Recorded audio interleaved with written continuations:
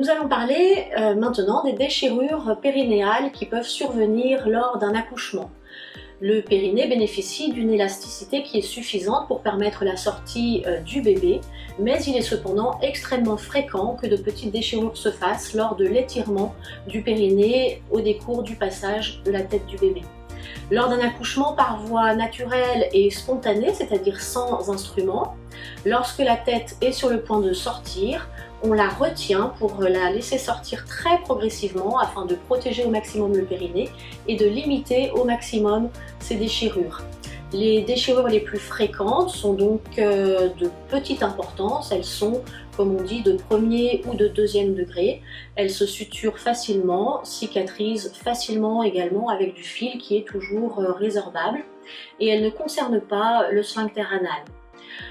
Lors d'accouchements plus difficiles ou si le bébé est de gros poids, des déchirures plus importantes peuvent survenir. Elles sont de 3e ou de 4e degré et à ce moment-là, elles peuvent concerner le sphincter anal. Le sphincter sera donc suturé bien entendu en premier lieu avec une technique qui est bien codifiée et qui est efficace. Et le reste de la suture suivra. Et dans ce cas-là, une rééducation périnéale précoce sera réalisée après la sortie de la maternité.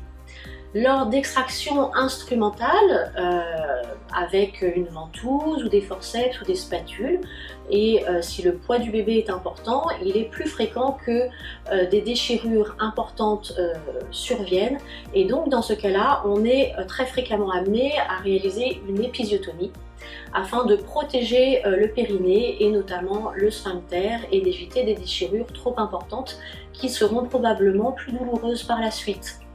Et c'est donc bien entendu uniquement au décours de l'accouchement que la sage-femme ou le médecin détermine en fonction de l'élasticité du périnée si une épisiotomie est nécessaire ou si on laisse une petite déchirure se faire.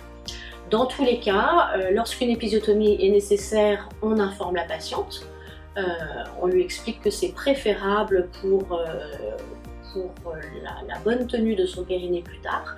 Et la suture, dans ce cas-là, sera toujours beaucoup plus facile qu'une déchirure compliquée qui concernerait le sphincter anal.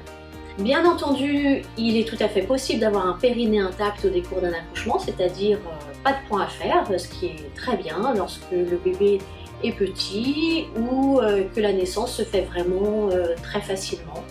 Et il existe des méthodes de massage du périnée que l'on peut faire lors des préparations à l'accouchement et que les sages-femmes vous montreront avec plaisir pendant vos cours de préparation.